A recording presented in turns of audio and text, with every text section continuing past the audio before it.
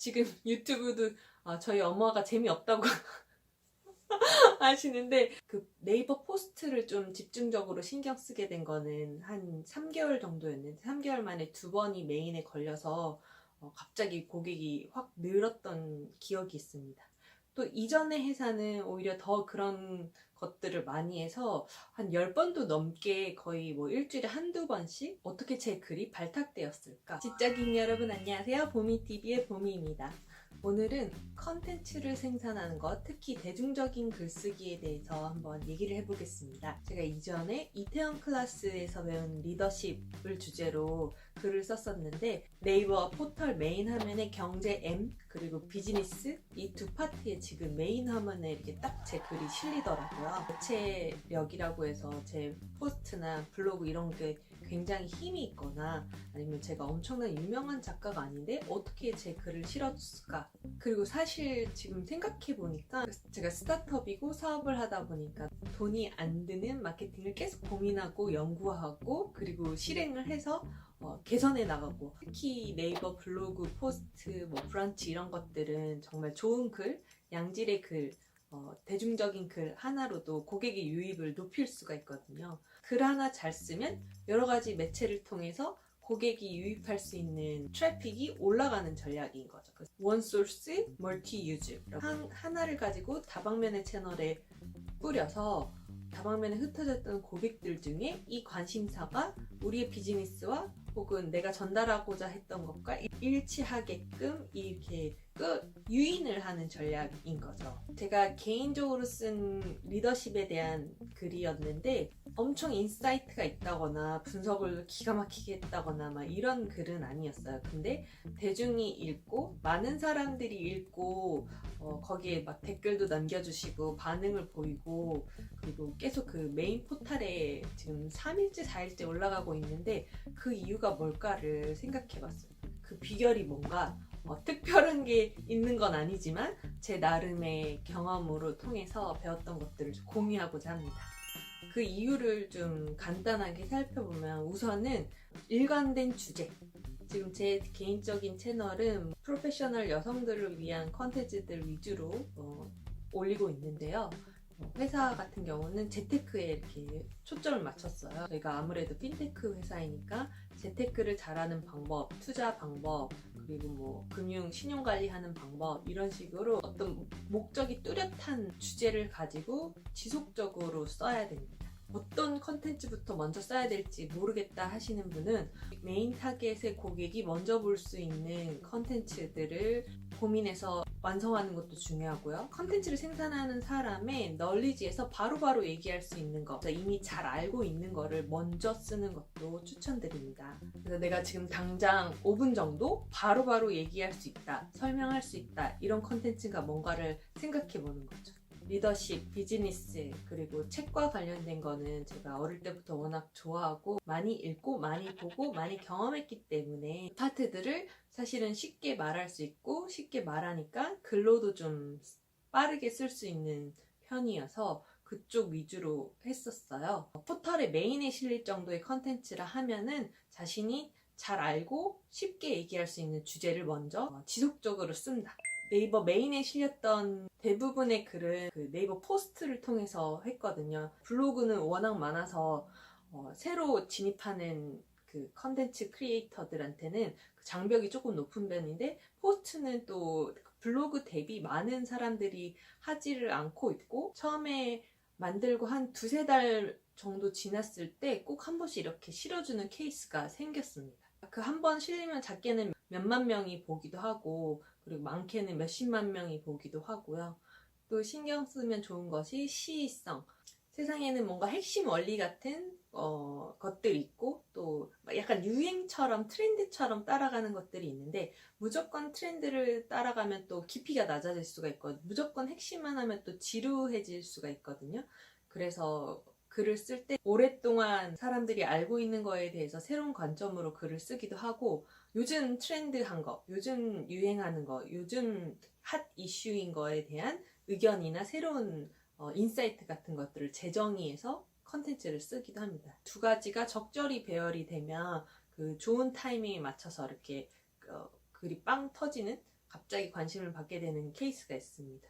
이번에는 제가 이태원 클래스를 썼을 때는 이거는 이제 요즘 이태원 클래스 너무 핫하니까, 근데 이태원 클래스 핫한 것 중에 제가 좀 재밌게 보고 얘기할 수 있는 게 뭔가를 봤더니 이제 이렇게 운영을 하는 데 있어서 팀워크, 리더십 관심 있게 보니까 그 파트에 대해서 이제 글을 썼던 거고요. 옛날에는 한번 또 이렇게 딱 터졌던 글 중에는 부자 아빠, 가난한 아빠 책 이야기였거든요. 부자와 가난한 마인드의 차이는 이것이라는 주제로 제가 그 책에 있는 내용들을 잘 요약해가지고 사실은 쉽게 풀었었어요. 오래된 책이거든요. 10년도 훌쩍 넘은 베스트셀러였는데 컨텐츠 썼는데 그게 갑자기 빵 터질 때가 있고, 또 연봉 5천만 원, 5,500만 원 이하를 위한 재테크 방법 이런 것들을 적었어요. 그래서 그것도 딱 한 번 터지고, 이전에 한 3, 4년 전에 했던 컨텐츠는 잘 기억이 안 나는데 그때도 뭐 CMA 통장이라던가 옛날이나 지금이나 늘 중요한 거 먼저 이렇게 썼더니 그게 이제 많이 그 메인에 노출이 되곤 했습니다. 무엇보다 중요한 거는 쉽게 써야 된다. 네이버라는 국민 포탈, 어떻게 보면 대중이 타겟이라고 할 수 있죠. 그 대중들을 만족시키고 그 대중들이 쉽게 읽어야 되는데 너무 어려운 용어를 쓴다던가 한자어 같은 것들 요즘은 잘 쓰지 않는, 그리고 옛날 말 같은 것들을 쓰면 이게 좀 어렵게 늙어지면 읽다가 끊기거든요. 너무 가벼워도 그 괜찮은 컨텐츠라고 느껴지진 않지만 너무 무거운 단어들을 많이 쓰면 그것도 이제 읽는 사람으로서 머리가 아파오거나 불편함을 줄 수가 있습니다. 그래서 쉽게 쓰는 거, 그리고 쉽게 쓰는 거 생각보다 쉽지가 않아요. 그 쉽게 쓴다는 거는 그 내용 자체를 정말 자기 머릿속에서 풀리 완벽히 소화를 하고 그거를 다시 내 입 밖으로 내비는 거니까 굉장히 많은 이해도가 있어야 되고 생각을 많이 해봤다 라는 것이거든요. 그래서 어렵게 쓰는 것보다 쉽게 쓰는 게 생각보다 어려워서, 쉽게 쓰는 요령은 말하듯이 글을 써보고 글을 쓰고 나서 읽어본다. 어려운 용어가 있는지 없는지 체크해서 좀 쉬운 단어로 바꾸고, 이런 것들만 간단하게 해도 글이 쉽게 읽힙니다. 또 중간중간 활용했던 거는 그 사진 같은 거 활용했고, 동영상도 넣어주고, 뭐 통계 자료들, 그림으로 쉽게 이해할 수 있는 것들을 글마다 적어도 3개 이상씩은 넣었던 것 같아요. 한 글을 쫙 읽었을 때 이렇게 막 스크롤 압박 있는 글을 읽었을 때 관련된 그림이 있고 이러면 좀 이렇게 쉽게 읽히잖아요. 그래서 그런 것들을 신경 썼습니다. 또 글이 너무 많다, 연관된 사진보다는 글이 조금 많다 하면 그래도 입체감을 줄 수가 있어요. 뭐 보기도 좋은 떡이 먹기도 좋다고, 입체감을 주는 거는 글씨 폰트를 바꾼다던가 혹은 밑줄을 쓴다던가 볼드체로 해서 진하게 만든다던가, 혹은 이제 색상, 바탕색을 뭐 빨간색, 노란색, 파란색으로 바꾼다던가, 혹은 쿼테이션이라고 해 인용구를 중간중간 배치하면 글이 덜 지루해집니다. 마지막으로는 맞춤법을 꼭 체크하자. 어떻게 보면 네이버 포스트나 뭐 블로그나 좀 가볍게 쓰기 때문에 맞춤법을 검사 안 해도 될 것 같지만, 메인에 노출되는 순간 어느 정도 신뢰가 있고 괜찮은 컨텐츠라는 기대를 하고 들어왔는데 그 글에서 이렇게 맞춤법 같은 것들이 잘 안 돼 있다면 그 글에 대한 신뢰도가 좀 떨어집니다. 신뢰도가 떨어지면 이제 그 글을 봤던 분이 팔로워로 이렇게 딱 이렇게 전환이 돼야 되는데 전환이 안 되고 뭐 튕겨져 나간다던가 이런 비율이 높게 되죠. 요즘은 그 서비스 안에서 바로 글 쓰고 맞춤법 검사기를 할 수 있는 게 있더라고요. 꼭 마지막에 맞춤법 검사를 활용해서 글을 완성도를 높이는 거를 추천드립니다. 무엇보다 중요한 거는 제목. 유튜브도 제가 알기로는 썸네일과 제목이 제일 중요한 걸로 알고 있거든요. 물론 편집을 중간에 잘해서 그 컨텐츠의 신뢰도를 가지고 꾸준한 충성도 높은 고객이 생길 수도 있지만, 우선 클릭을 해야 그 사람이 판단을 할 수 있게 하는 거잖아요.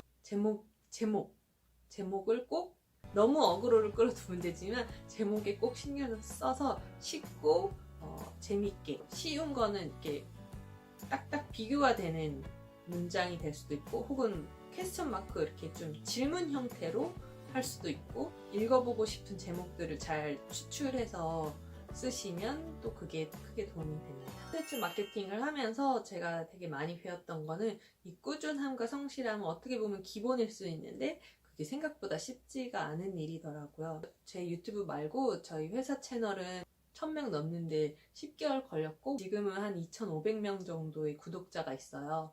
근데 이게 가속도가 붙어가지고 구독자 수가 빠르게 증가를 하더라고요. 근데 초창기 딱 1000명 만들 때가 너무 힘들어서 우리 팀원도 막 서로 이거를 접을까 말까 이 생각도 하고 컨텐츠도 막 방향도 많이 바꿔보고 뭐 되게 많은 시도를 했었는데 그래도 꿋꿋이 참고 그리고 또 그 개선의 의지를 쭉 계속 이어나가면서 아까 말한 일관성이라든지 썸네일 제목 뭐 이런 것들을 하면서 그래도 지금은 빠르게 성장을 하고 있는 편입니다. 글로 쓰는 블로그, 네이버 블로그 이것도 처음에는 이제 적극적으로 글을 쓰진 않았지만 나중에는 이 채널을 좀 키워야겠다 할 때는 일주일에 두세 개씩 꼭 꼬박꼬박 올렸고 두세 개씩 꼬박꼬박 올리니까 컨택된 글들을 보면 아까 말한 특징들이 있고 컨택된 글을 쓰기까지 사실은 다양한 근데 일관성은 갖춰진 꾸준히 업데이트를 해야지 이게 좀 계속하고 있는 채널이구나 해서 그 포탈이나 유튜브 같은 데에서도 좀 밀어주는 것 같아요. 일정한 양을 채워야 된다. 저도 컨텐츠 글 뭐 이런 것들을 더 잘 쓰고 싶고 하이 퀄리티를 만들고 싶은 욕구가 있어요. 편집증적인 것도 있어서 막 디테일들 다 챙기고 싶고 근데 그렇게 되면 또 양이 줄어들잖아요. 그래서 어느 정도 이렇게 조금 이게 양이 중요한 순간인가 퀄리티가 중요한 순간인가 해서 상황 판단을 빠르게 해서 거기에 맞게끔 이렇게 올리고 있습니다.